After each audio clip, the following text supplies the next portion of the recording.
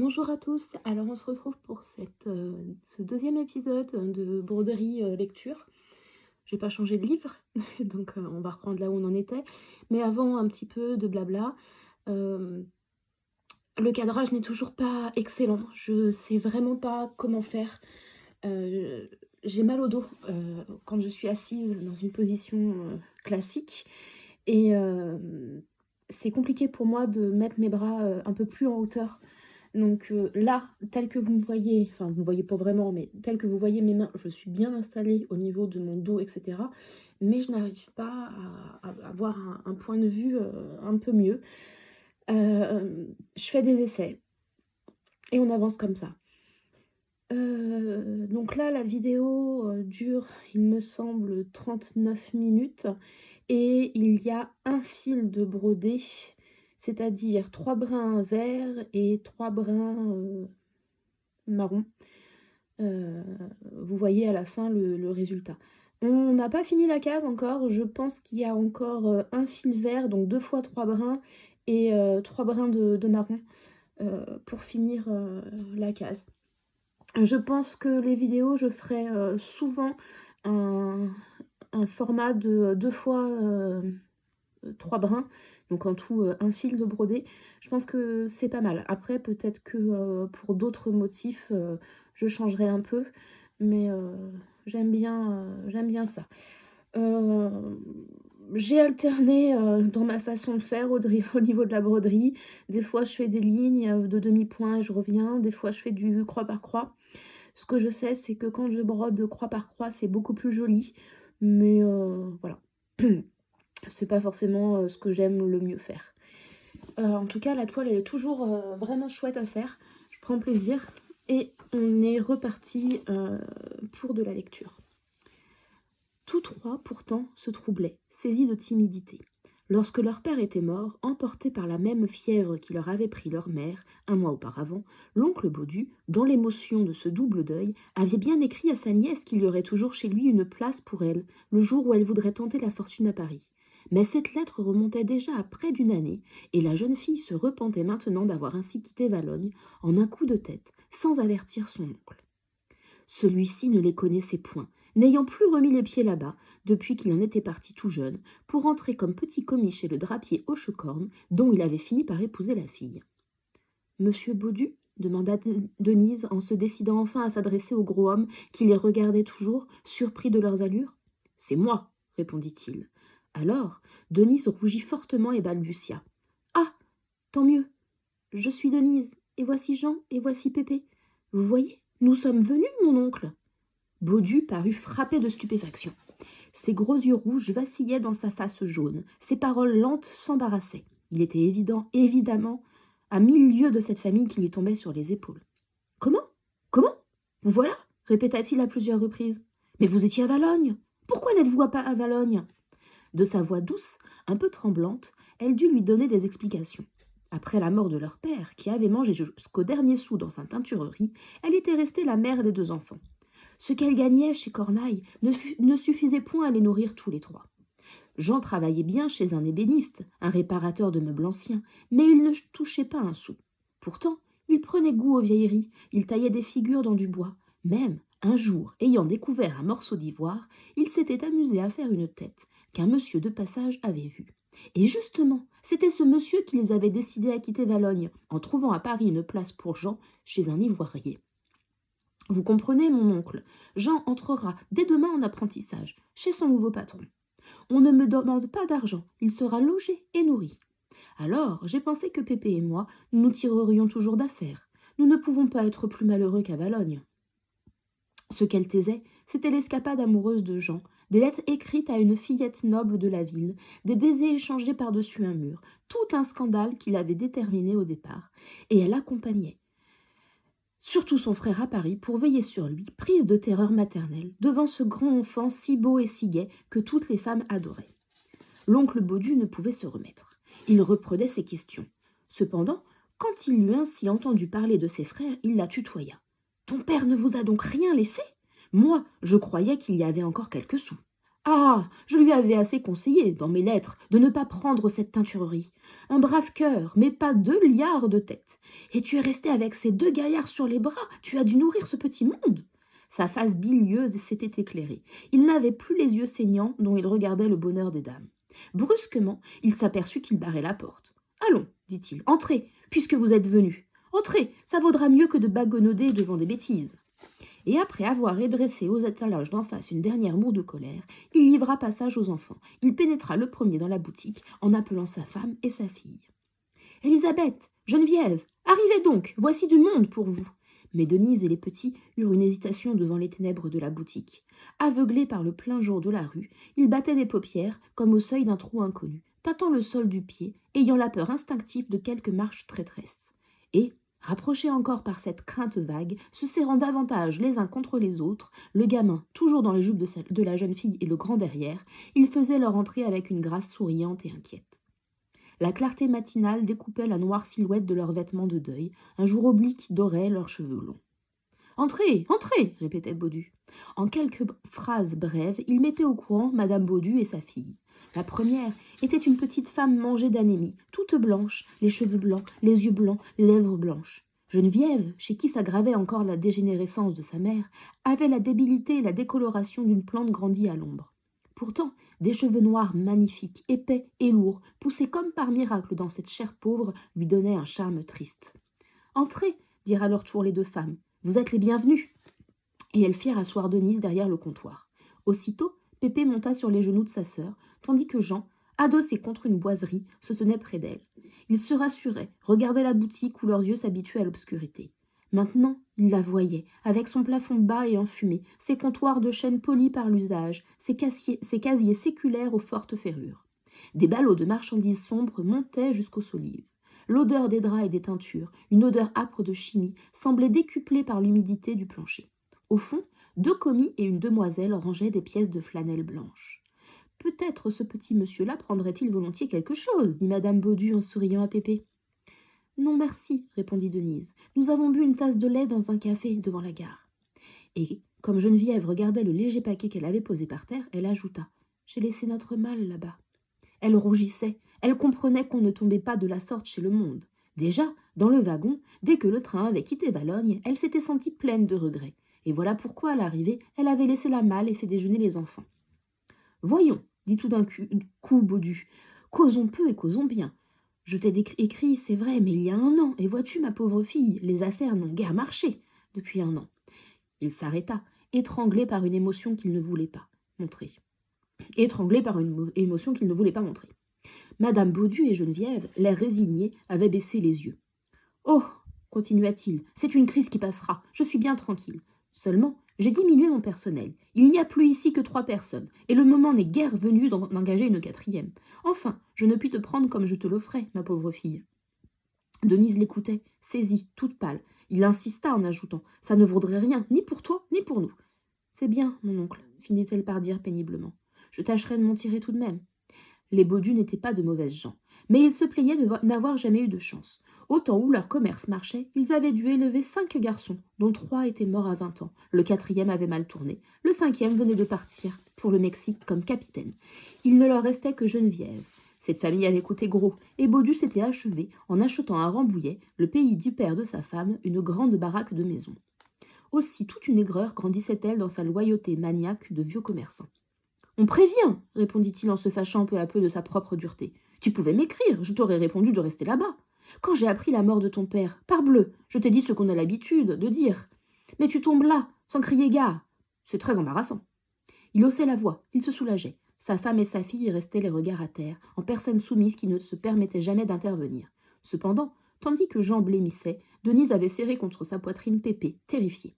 Elle laissa tomber 2 grosses larmes. « C'est bien, mon oncle, » répéta-t-elle. « Nous allons nous en aller. » Du coup, il se contint.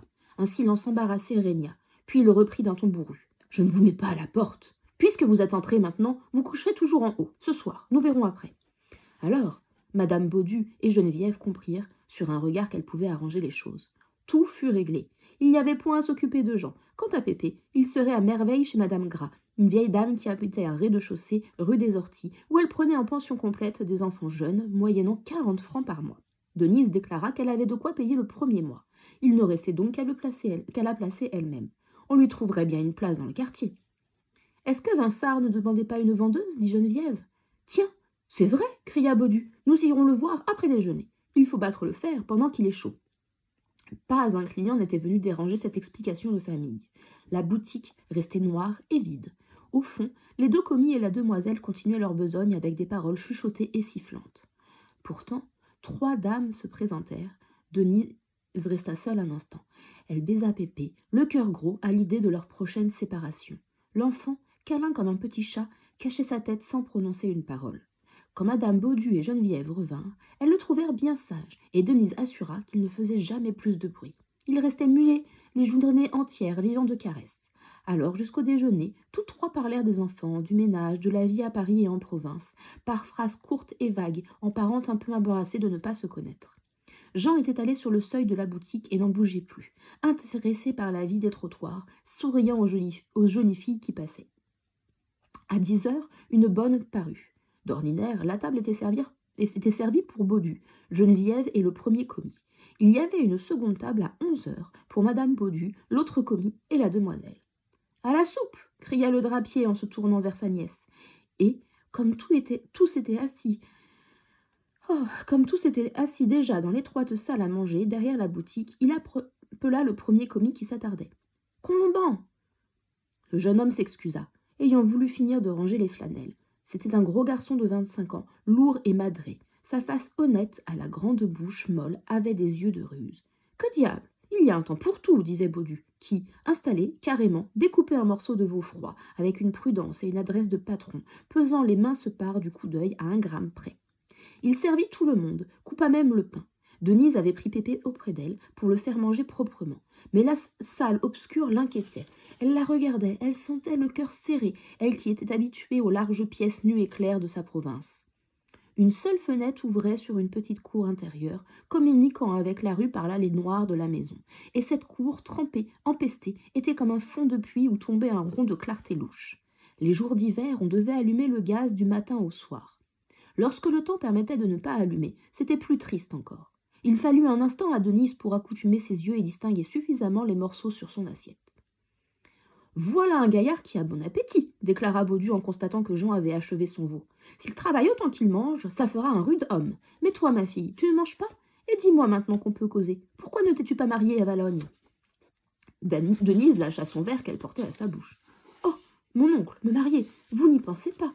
Et les petits ?» Elle finit par rire tant l'idée lui semblait baroque. D'ailleurs, était-ce qu'un homme aurait voulu d'elle, sans un sou, pas plus grosse qu'une mauviette et pas belle encore? Non, non, jamais elle ne se marierait. Elle avait assez de 2 enfants. Tu as tort, répétait l'oncle. Une femme a toujours besoin d'un homme. Si tu avais trouvé un brave garçon, vous ne seriez pas tombés sur le pavé de Paris, toi et tes frères, comme des bohémiens. Il s'interrompit pour partager de nouveau avec une parcimonie pleine de justice un plat de pommes de terre au lard que la bonne apportait. Puis, désignant de la cuillère Geneviève et Colomban, « Tiens, reprit-il, ces 2-là seront mariés au printemps, si la saison d'hiver est bonne. » C'était l'habitude patriarcale de la maison. Le fondateur, Aristide Finet, avait donné sa fille, Désirée, à son premier commis, Hochecorne. Lui, Baudu, débarqué rue de la Michonnière avec 7 francs dans sa poche, avait épousé la fille du père Hochecorne, Élisabeth, et il entendait à son tour céder sa fille, Geneviève, et la maison à Colomban, dès que les affaires reprendraient. S'il retardait un mariage décidé depuis 3 ans, c'était par un scrupule, un entêtement de probité. Il avait reçu la maison prospère. Il ne voulait point la passer aux mains d'un gendre avec une clientèle moindre et des opérations douteuses. Baudu continua, présenta Colomban qui était de Rambouillet, comme le père de Madame Baudu. Même, il existait entre eux un cousinage éloigné. Un gros travailleur qui, depuis 10 années, trimait dans la boutique et qui avait gagné ses grades rondement. D'ailleurs, il n'était pas le premier venu. Il avait pour père ce noceur de Colomban, un vétérinaire connu de toute cette Seine-et-Oise, un artiste de sa patrie, mais tellement porté sur la bouche qu'il mangeait tout. Dieu merci, dit le drapier pour conclure. Si le père boit et court la gueuse, le fils a su apprendre ici le prix de l'argent. Pendant qu'il parlait, Denise examinait Colomban et Geneviève. Ils étaient à table l'un près de l'autre, mais ils y restaient bien tranquilles, sans une rougeur, sans un sourire. Depuis le jour de son entrée, le jeune homme comptait sur ce mariage. Il avait passé par les différentes étapes. petit commis, vendeur appointé, admis enfin aux confidences et aux plaisirs de la famille, le tout patiemment, menant une vie d'horloge, regardant Geneviève comme une affaire excellente et honnête. La certitude de la voir l'empêchait de la désirer, et la jeune fille, elle aussi, s'était accoutumée à l'aimer, mais avec la gravité de sa nature contenue et d'une passion profonde qu'elle ignorait elle-même dans son existence plate et réglée de tous les jours. Quand on se plaît et qu'on le peut, crut devoir dire Denise en souriant pour se montrer aimable. Oui, on finit toujours par là, déclara Colomban, qui n'avait pas encore lâché une parole, mâchant avec lenteur. Geneviève, après avoir jeté sur lui un long regard, dit à son tour. Il faut s'entendre. Ensuite, ça va tout seul. Leur tendresse avait poussé dans ce rez-de-chaussée du vieux Paris. C'était comme une fleur de cave. Depuis 10 ans, elle ne connaissait que lui, vivait les journées à son côté, derrière les mêmes piles de draps, au fond des ténèbres de la boutique. Et matin et soir, tous deux se retrouvaient coude à coude, dans l'étroite salle à manger d'une fraîcheur de pluie. Ils n'auraient pas été plus cachés, plus perdus en pleine campagne sous des feuillages. Seul un doute, une crainte jalouse devait faire découvrir à la jeune fille qu'elle s'était donnée à jamais, au milieu de cette ombre complice par vide de cœur et ennui de tête. Cependant, Denise avait cru remarquer une inquiétude naissante dans le regard jeté par Geneviève sur Colomban. Aussi, répondit-elle d'un air d'obligeance. Bah, quand on s'aime, on s'entend toujours. Mais Baudu surveillait la table avec autorité. Il avait distribué des languettes de brie, et pour fêter ses parents, il demanda un second dessert, un pot de confiture de groseille, largesse qui parut surprendre Colomban. Pépé, jusque-là très sage, se conduisit mal devant les confitures. Jean, pris d'intérêt dans la conversation sur le mariage, dévisageait la cousine Geneviève, qu'il trouvait trop pâle, trop molle, et qu'il comparait au fond de lui à un petit lapin blanc, avec des oreilles noires et des yeux rouges. Assez causé et place aux autres, conclut le drapier en donnant le signal de se lever de table. Ce n'est pas une raison quand on se permet un extra pour abuser de tout. Madame Baudu, l'autre commis et la demoiselle vinrent s'attabler à leur tour. Denise, de nouveau, resta seule assise près de la porte, en attendant que son oncle pût la conduire chez Vinçart. Pépé jouait à ses pieds. Jean avait repris son poste d'observation sur le seuil, et pendant près d'une heure, elle s'intéressa aux choses qui se passaient autour d'elle. De loin en loin entraient des clientes. Une dame parut, puis deux autres. La boutique gardait son odeur de vieux, son demi-jour, où tout l'ancien commerce, bonhomme et simple, semblait pleurer d'abandon. Mais de l'autre côté de la rue, ce qui la passionnait, c'était le bonheur des dames dont elle apercevait les vitrines par la porte ouverte. Le ciel demeurait voilé, une douceur de pluie attiédissait l'air, malgré la saison, et dans ce jour blanc, où il y avait comme une poussière diffuse de soleil, le grand magasin s'animait en pleine vente. Alors, Denise eut la sensation d'une machine fonctionnant à haute pression et dont le branle aurait gagné jusqu'aux étalages. Ce n'étaient plus les vitrines froides de la matinée. Maintenant, elles paraissaient comme chauffées et vibrantes de la trépidation intérieure. Du monde les regardait. Des femmes arrêtées s'écrasaient devant les glaces. Toute une foule brutale de convoitises. Et les étoffes vivaient dans cette passion du trottoir. Les dentelles avaient un frisson, retombaient et cachaient les profondeurs du magasin d'un air troublant de mystère. Les pièces de drap elles-mêmes, épaisses et carrées, respiraient, soufflaient d'une haleine tentatrice, tandis que les paletots se cambraient davantage sur les mannequins qui prenaient une âme, et que le grand manteau de velours se gonflait, souple et tiède, comme sur des épaules de chair, avec les battements de la gorge et le frémissement des reins. Mais la chaleur d'usine dont la maison flambait venait surtout de la vente, de la bousculade des comptoirs qu'on sentait derrière les murs. Il y avait là le ronflement continu de la machine à l'œuvre, un enfournement de clientes, entassées devant les rayons, étourdies sous les marchandises, puis jetées à la caisse. Et cela, réglé, organisé avec une rigueur mécanique, tout un peuple de femmes passant dans la force et la logique des engrenages. Denise, depuis le matin, subissait la tentation. Ce magasin si vaste pour elle, où elle voyait entrer en une heure plus de monde qu'il n'en venait chez Cornaille en 6 mois, l'étourdissait et l'attirait. Et il y avait, dans son désir d'y pénétrer, une peur vague qui achevait de la séduire. En même temps, la boutique de son oncle lui causait un sentiment de malaise. C'était un dédain irraisonné, une répugnance instinctive pour ce trou glacial de l'ancien commerce. Toutes ces sensations, son entrée inquiète, l'accueil aigri de ses parents, le déjeuner triste sous un jour de cachot, son attente au milieu de la solitude ensommeillée de cette vieille maison agonisante, se résumaient en une sourde protestation, en une passion de la vie et de la lumière. Et, malgré son bon cœur, ses yeux retenaient toujours au bonheur des dames, comme si la vendeuse en elle avait eu le besoin de se réchauffer au flamboiement de cette grande vente. En voilà qui ont du monde au moins, laissait-elle échapper. Mais elle regretta cette parole en apercevant les Baudu près d'elle. Madame Baudu, qui avait achevé de déjeuner, était debout, toute blanche, ses yeux blancs fixés sur le monstre, et résignée, elle ne pouvait le voir, le rencontrer ainsi de l'autre côté de la rue, sans qu'un désespoir muet gonflât ses paupières. Quant à Geneviève, elle surveillait avec une inquiétude croissante Colomban, qui, ne se croyant pas guetté, restait en extase, les regards levés sur les vendeuses des confections, dont on apercevait le comptoir derrière les glaces de l'entresol. Baudu, la bile au visage, se contenta de dire « Tout ce qui ne reluit pas n'est pas d'or. Tout ce qui reluit n'est pas d'or. Patience. » La famille, évidemment, renfonçait le flot de rancune qui lui montait à la gorge. Une pensée d'amour-propre l'empêchait de se livrer si vite devant ses enfants arrivés du matin. Enfin, le drapier fit un effort, se détourna pour s'arracher au spectacle de la vente d'en face. « Eh bien, reprit-il, voyons chez Vinsart. Les places sont courues. Demain, il ne serait plus temps peut-être. » Mais, avant de sortir, il donna l'ordre au second commis d'aller à la gare prendre la malle de Denise. De son côté, Madame Baudu, à laquelle la jeune fille confiait Pépé, décida qu'elle profiterait d'un moment pour mener le petit rue des Orties chez Madame Gras, afin de causer et de s'entendre. Jean promit à sa sœur de ne pas bouger de la boutique. Nous en avons pour 2 minutes, expliqua Baudu, pendant qu'il descendait la rue Gaillon avec sa nièce. Vinsart a créé une spécialité de soie où il fait encore des affaires. Oh, il a de la peine, comme tout le monde, mais c'est un finaud qui joint les deux bouts par une avarice de chien. Je crois pourtant qu'il veut se retirer à cause de ses rhumatismes. Le magasin se trouvait rue Neuve-des-Petits-Champs, près du passage Choiseul. Il était propre et clair, d'un luxe tout moderne, petit pourtant et pauvre de marchandises. Baudu et Denise trouvèrent Vinsart en grande conférence avec 2 messieurs. « Ne vous dérangez pas, cria le drapier, nous ne sommes pas pressés, nous attendrons. » Et, revenant par discrétion vers la porte, se penchant à l'oreille de la jeune fille, il ajouta « Le maigre est au bonheur second à la soie, et le gros est un fabricant de lions. » Denise comprit que Vinsart poussait son magasin à Robineau, le commis du meneur des dames. L'air franc, la mine ouverte, il donnait sa parole d'honneur avec la facilité d'un homme que les serments ne gênaient pas. Selon lui, sa maison était une affaire d'or, et dans l'éclat de sa grosse santé, il s'interrompait pour geindre, pour se plaindre de ses sacrées douleurs qui le forçaient à manquer sa fortune. Mais Robineau, nerveux et tourmenté, l'interrompait avec impatience. Il connaissait la crise que les nouveautés traversaient. Il citait une spécialité de soie tuée déjà par le voisinage du bonheur. Vinsart, enflammé, éleva la voix. « Parbleu, la culbute de ce grand serin de Vabre était fatale. Sa femme mangeait tout. Puis nous sommes ici à plus de 500 mètres, tandis que Vabre se trouvait porte à porte avec l'autre. » Alors, Gaujean, le fabricant de soie, intervint. De nouveau, les voix baissèrent.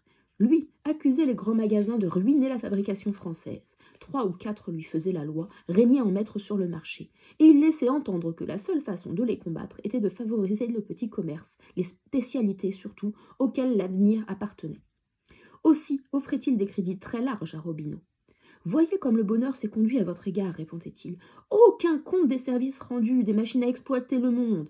La situation de premier vous était promise depuis longtemps, lorsque Boutemont, qui arrivait du dehors et qui n'avait aucun titre, l'a obtenu d'un coup. » La plaie de cette injustice saignait encore chez Robineau. Pourtant, il hésitait à s'établir. Il expliquait que l'argent ne venait pas de lui. C'était sa femme qui avait hérité de 60 000 francs, et il se montrait plein de scrupules devant cette somme. Il aurait mieux aimé, disait-il, se couper tout de suite les 2 poings que de la compromettre dans de mauvaises affaires. « Non, je ne suis pas décidé, finit-il par conclure. Laissez-moi le temps de réfléchir, nous en recauserons. »« Comme vous voudrez, dit Vinsart en cachant son désappointement sous un air bonhomme. Mon intérêt n'est pas de vendre. Allez, sans mes douleurs. » Et revenant au milieu du magasin, « Qu'y a-t-il pour votre service, monsieur Baudu ?» Le drapier, qui écoutait d'une oreille, présenta Denise, conta ce qu'il voulut de son histoire, dit qu'elle avait travaillé 2 ans en province. « Et comme vous cherchez une bonne vendeuse, m'a-t-on appris ?» Vinsart affecta un grand désespoir. « Oh, c'est joué de guignon. Sans doute j'ai cherché une vendeuse pendant 8 jours, mais je viens d'en arrêter une il n'y a pas 2 heures. » Un silence régna. Denise semblait consternée. Alors Robineau, qui la regardait avec intérêt, apitoyé sans doute par sa pauvre mine, se permit un renseignement. « Je sais qu'on a besoin chez nous de quelqu'un, au rayon des confections. » Baudu ne put retenir ce cri de son cœur. « Chez vous, hein? Non, par exemple. » Puis il resta embarrassé.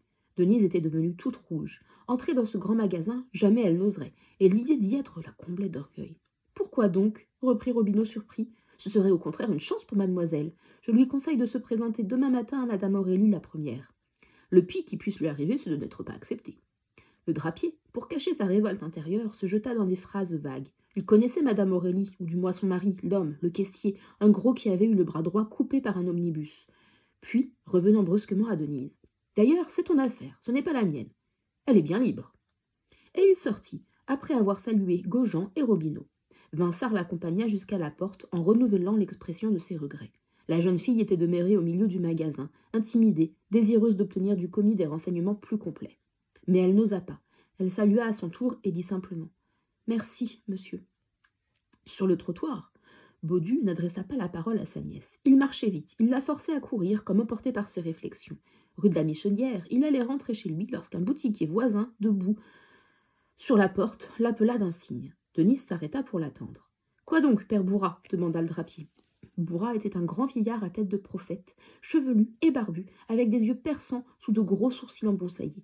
Il tenait un commerce de cannes et de parapluies, faisait les raccommodages, sculptait même les manches, ce qui lui avait conquis une célébrité d'artiste dans le quartier. Denise donna un coup d'œil aux vitrines de la boutique, où les parapluies et les cannes s'alignaient par files régulières. Mais elle leva les yeux, et la maison surtout l'étonna. Une masure prise entre le Bonheur des Dames et un grand hôtel Louis XIV, poussé où on ne savait comment, dans cette fente étroite, au fond de laquelle ces deux étages s'écrasaient. Sans les soutiens de droite et de gauche, elle serait tombée, les ardoises de sa toiture tordues et pourries, sa façade de 2 fenêtres couturées de lézardes, coulant en longues taches de rouille sur la boiserie à demi mangée de l'enseigne. « Vous savez qu'il a écrit à mon propriétaire pour acheter la maison ?» dit Bourrat en regardant fixement le drapier de ses yeux de flamme. Baudu blêmit davantage et plia les épaules. Il y eut un silence. Les deux hommes restaient face à face avec leur air profond. « Il faut s'attendre à tout, » murmura-t-il enfin. Alors, le vieil homme s'emporta, secoua ses cheveux et sa barbe de fleuve. « Qu'il achète la maison, il la payera 4 fois sa valeur. Moi, je vous jure que moi vivant, il n'en aura pas une pierre. Mon bail est encore de 12 ans. Nous verrons, nous verrons. » C'était une déclaration de guerre. Bourrat se tournait vers le Bonheur des Dames que ni l'un ni l'autre n'avait nommé. Un instant, Baudu hocha la tête en silence, puis il traversa la rue pour rentrer chez lui, les jambes cassées, en répétant seulement « Ah, mon Dieu ! Ah, mon Dieu !»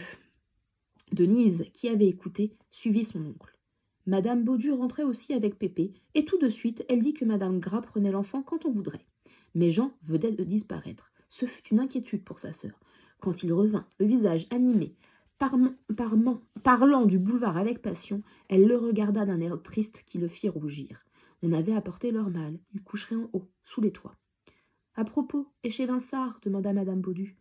Le drapier conta sa démarche inutile, puis ajouta qu'on avait indiqué une place à leur nièce, et le bras tendu vers le Bonheur des Dames, dans un geste de mépris, il lâcha ces mots. « Tiens, là-bas !» Toute la famille en demeura blessée. Le soir, la première table était à 5 heures. Denise et les 2 enfants reprirent leur place avec Baudu, Geneviève et Colomban. Un bec de gaz éclairait la petite salle à manger, où s'étouffait l'odeur de la nourriture. Le repas fut silencieux, mais au dessert, Madame Baudu, qui ne pouvait tenir en place, quitta la boutique pour venir s'asseoir derrière sa nièce. Et alors, le flot contenu depuis ce matin creva. Tous se soulagèrent en tapant sur le monstre. « C'est ton affaire, tu es bien libre, » répéta d'abord Baudu. « Nous ne voulons pas t'influencer.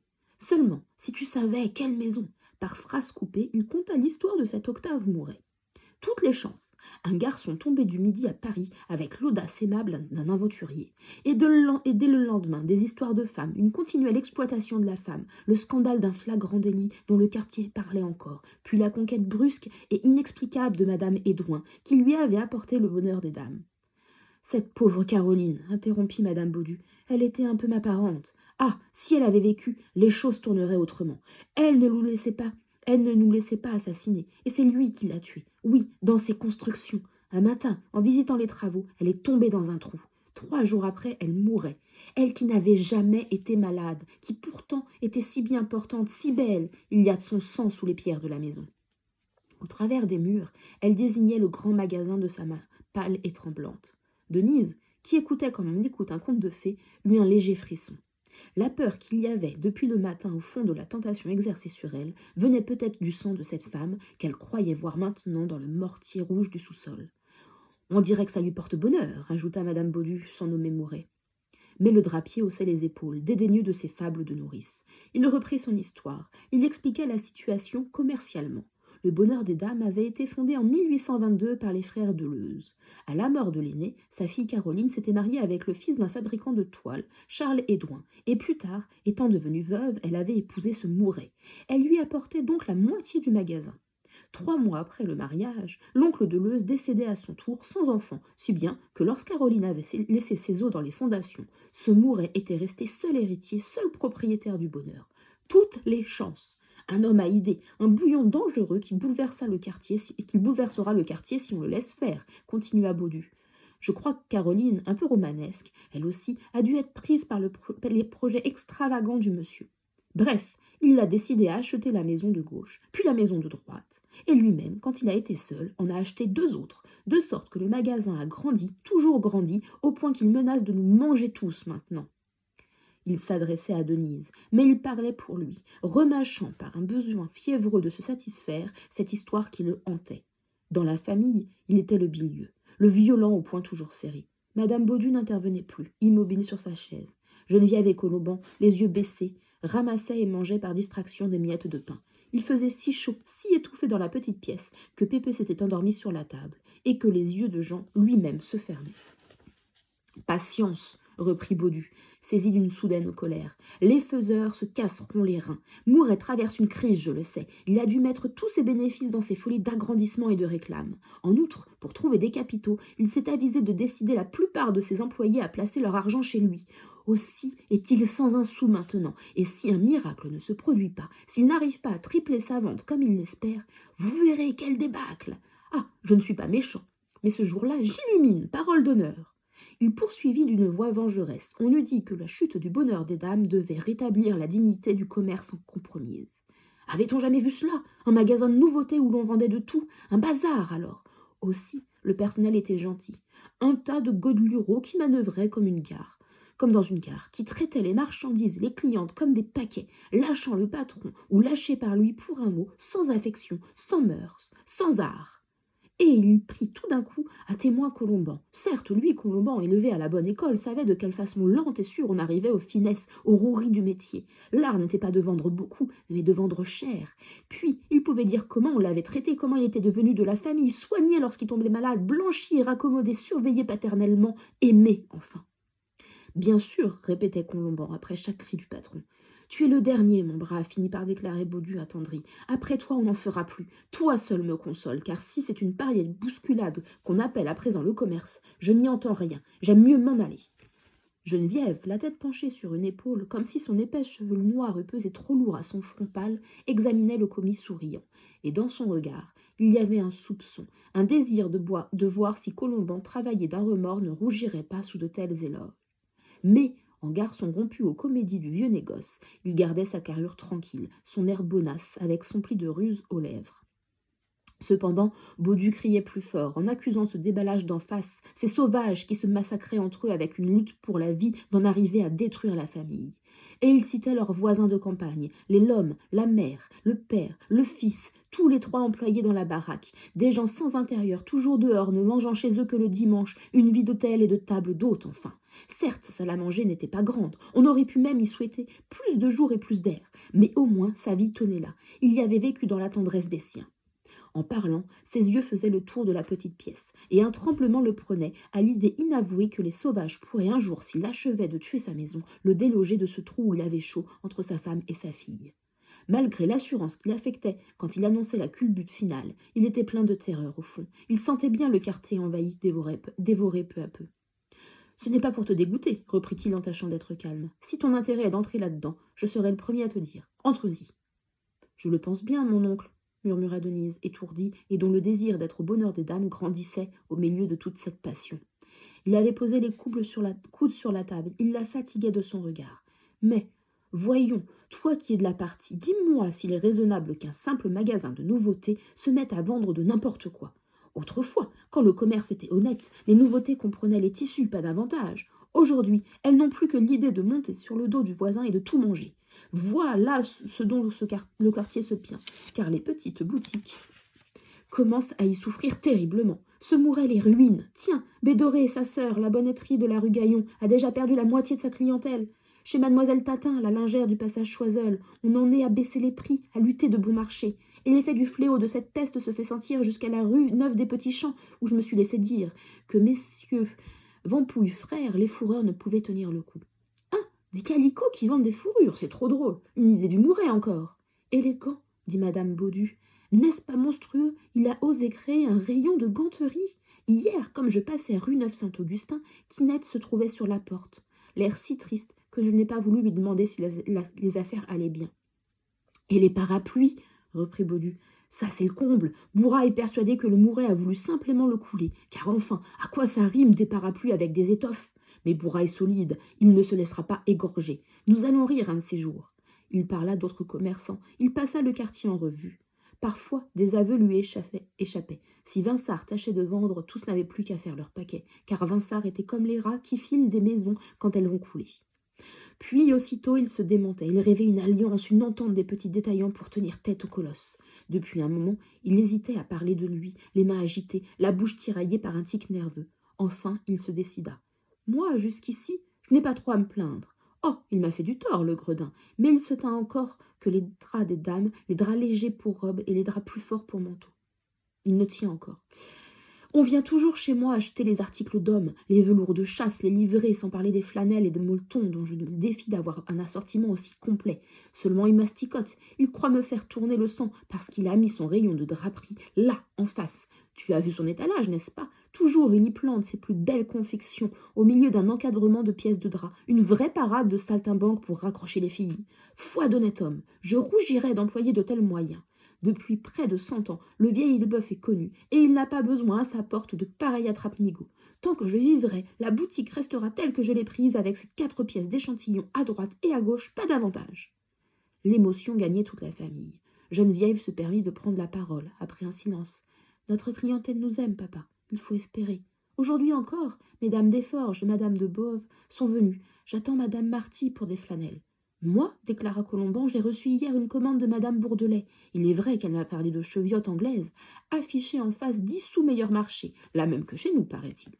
Et dû dire, murmura madame Baudu de sa voix fatiguée, que nous avons vu cette maison-là grande comme un mouchoir de poche. Parfaitement, ma chère Denise. Lorsque les Deleuze l'ont fondée, elle avait seulement une vitrine sur la rue Neuve-Saint-Augustin, un vrai placard où 2 pièces d'indienne s'étouffaient, avec 3 pièces de calicot. On ne pouvait pas se retourner dans la boutique tant c'était petit. À cette époque, le vieil Elbeuf, qui existait depuis près de 60 ans, était déjà tel que tu le vois aujourd'hui. Ah, tout cela est changé, bien changé. Elle secouait la tête. Ses paroles lentes disaient le drame de sa vie. Née au vieil Elbeuf, elle en aimait jusqu'aux pierres humides. Elle ne vivait que pour lui et par lui. Et autrefois glorieuse de cette maison, la plus forte, la plus richement achalandée du quartier, elle avait la continuelle souffrance de voir grandir peu à peu la maison rivale, d'abord dédaignée, puis égale en importance, puis débordante, menaçante. C'était pour elle une plaie toujours ouverte. Elle se mourait du vieil Elbeuf humilié, vivant encore ainsi que lui par la force de l'impulsion, mais sentant bien que l'agonie de la boutique serait la sienne, et elle s'éteindrait le jour où la boutique fermerait. Le silence régna. Baudu battait la retraite du bout des doigts sur la toile cirée. Il éprouvait une lassitude, presque un regret de s'être ainsi soulagé une fois de plus. Dans cet accablement, toute la famille, d'ailleurs, les yeux vagues, continuait à remuer les amertumes de son histoire. Jamais la chance ne leur avait souri. Les enfants étaient élevés, la fortune venait, lorsque brusquement la concurrence apportait la ruine. Et il y avait encore la maison de Rambouillet, cette maison de campagne où le drapier faisait depuis 10 ans le rêve de se retirer. Une occasion, disait-il, une antique bâtisse qu'il devait réparer continuellement, qu'il s'était décidé à louer et dont les locataires ne le payaient point. Ses derniers gains passaient là où il n'y avait eu que ce vice, dans sa probité méticuleuse, obstinée aux vieux usages. « Voyons, déclara-t-il brusquement, il faut laisser la table aux autres. En voilà des paroles inutiles. » Ce fut comme un réveil. Le bec de gaz sifflait dans l'air mort et brûlant de la petite pièce. Tous se levèrent en sursaut, rompant le triste silence. Cependant, Pépé dormait si bien qu'on l'allongea sur des pièces de molleton. Jean, qui bâillait, était déjà retourné à la porte de la rue.